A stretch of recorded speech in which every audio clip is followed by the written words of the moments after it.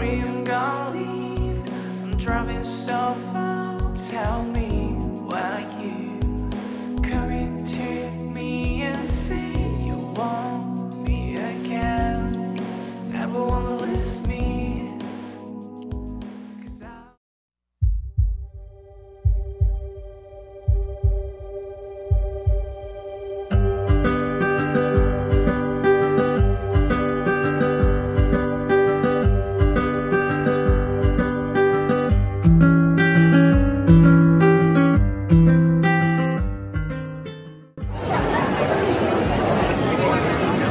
I can read anyone's mind.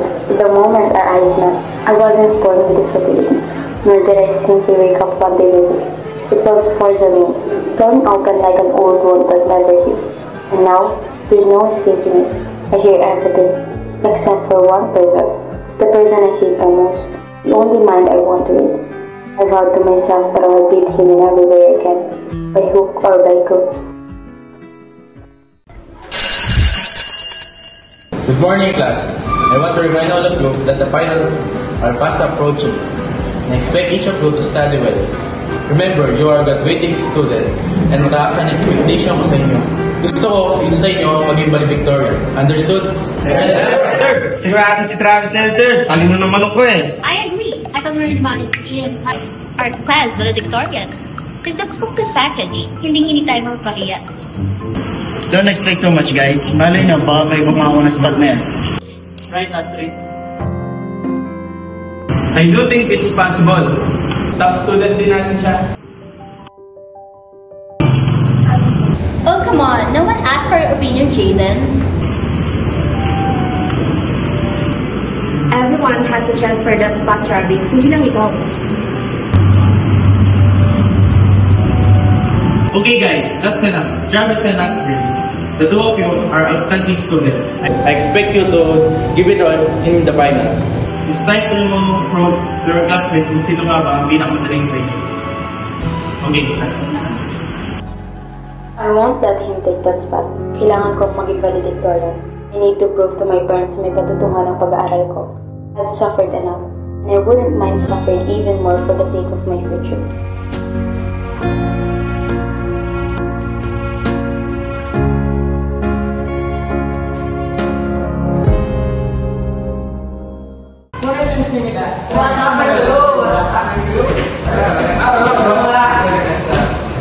Ano gusto niyo? Ito.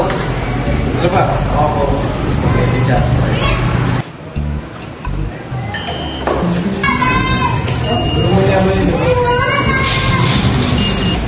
Bakit parang di ka masaya sa pagkain mo? Why do you think? Wala lang. Baka lang kasi di mo alam. Masasarap kumain itong kasama. Hindi mo ba kaya kumain na walang audience? Ikaw ngayon maraming audience, oh. If this is some kind of joke, you can leave. Grabe naman. Bawal na bang magipag-usap sa'yo ngayon? Bakit ngayon mo kinakausap? Kasi ko lang gusto mo kausap mo. Iiwan mo ako? Oo.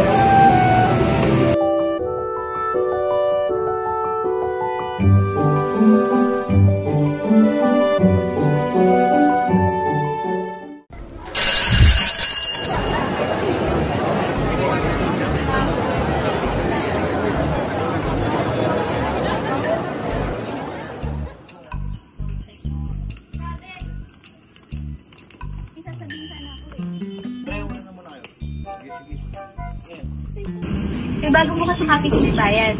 Sarah, content for finals. Sure. Sino po makasama? Tayo lang sanang dalawa eh, para tingin makapag-focus tayo.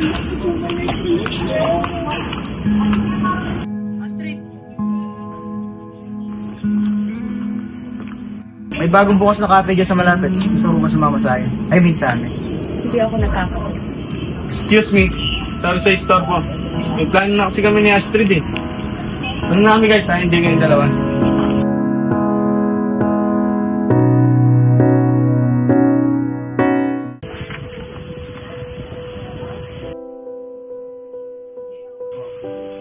Oh!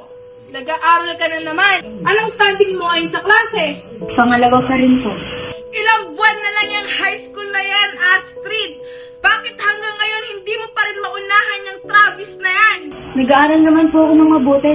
Eh yun nga ang Ginagawa mo na ang lahat, ngunit hindi mo pa rin malamangan yung Travis na yan. Eh ano pong gusto niyong gawin ko? Huwag ka nang mag-aksaya ng panahon. Walang magpapaaral sa'yo sa college. Huwag mo nang ituloy ang pangarap mo na yan dahil hindi nababagay sa ating mahihirap yan. Hindi po ako titigil. Ha ha ha! Eh paano kung hindi ka maging valedictorian? Anong gagawin mo? Magmamakaawa ka sa school para bigyan ka ng scholarship? Kaya ko pong maging valedictorian. Talaga? At paano mo tatalunin si Travis? Sa kahit ano pong paraan. Bahala ka. Huwag mo aasahan na susuportahan kita sa ilusyon mo.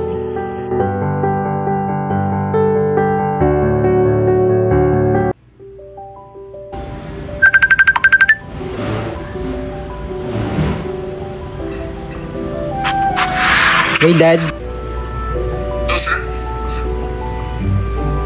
So, how's your studying? Are you doing well? Please don't pressure yourself, okay? Yes, Dad. Thanks.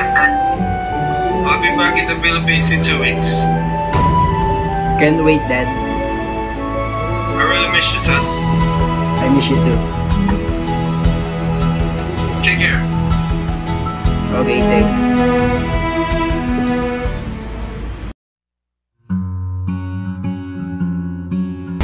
Congrats! Galing mo dun ah. Alam ko, Ang confident mo naman. I really thought I had you earlier. ano pang argument ang iba tumasakin, it would become so pointless the moment it was my turn to speak. You know, minsan naisip ko, di ka ba napapagod? Napapagod sa akin. Sa laging may kailangan patunayan, sa pagiging perfect all the time. Bakit mo ba ako pinapakalaman? Eh, hindi naman ako pinapansin. Eh kaya nga ako nangingilam, kasi di mo ako pinapansin. Then what do you want, Zamora? Let's have a bet. Malapit na rin. If I become valedictorian, you need to be open with me. Or better yet, may pagdikasayan. Just one day. Fine. But if I become the valedictorian, you will leave me alone. You won't bother me and you won't show your face ever again. Deal.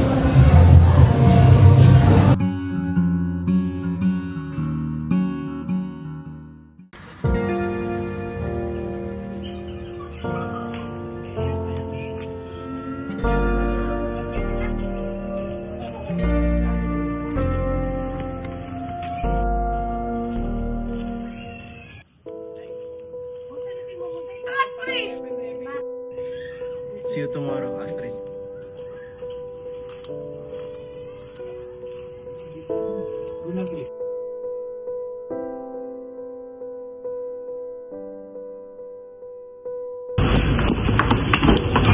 Hindi mo ba siya kilala kung sino siya, Astrid? Kalaban mo siya! Hindi siya dapat pwedeng pagkatiwalaan! Manaman, Finals na sa susunod na linggo. Dapat tandaan mo yung mga goals mo. Hindi ka dapat nagpapadala. Baka nakakalimutan mo yung sinabi mo. Natatalunin mo pa si Travis. Don't worry po, ma'am. Hindi ko po kakalimutan yun.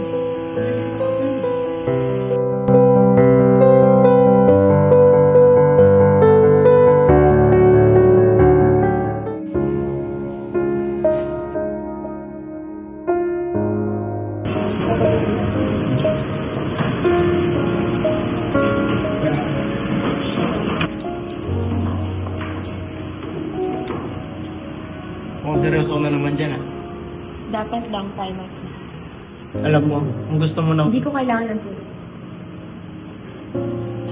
Wow, ang competitive. Ayoko ng gusto.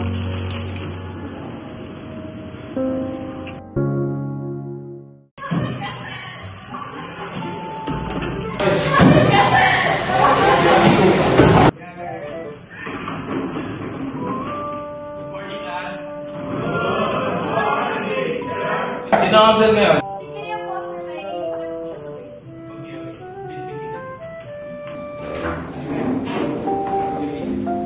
Okay class, I have some announcement to make. After careful deliberation and consideration of academic performance, we are proud to announce this year valedictorian, Astrid Alvarez.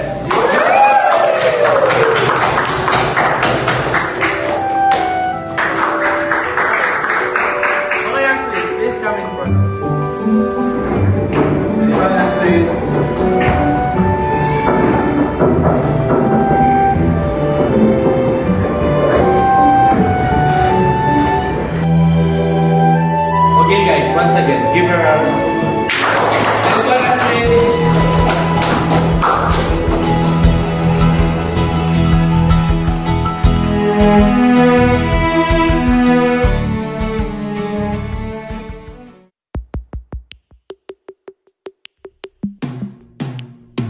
Congratulations, Astrid.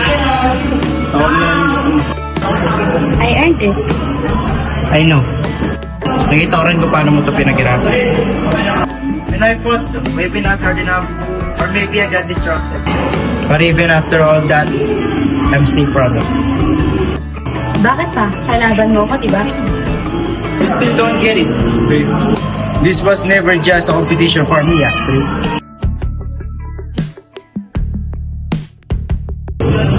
I wanted to stand beside you. Not against you, but I guess this is where it ends.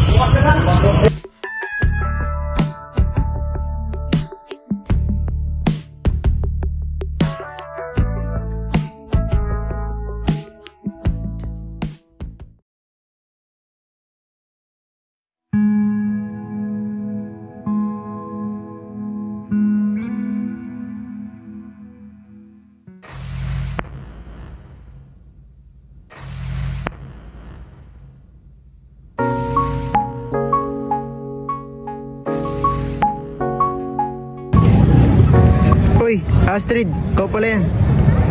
It's been a while. Oo nga, ilang taon na rin. Kamusta ka na? Okay lang. Life has been different. You? Just finished my master abroad?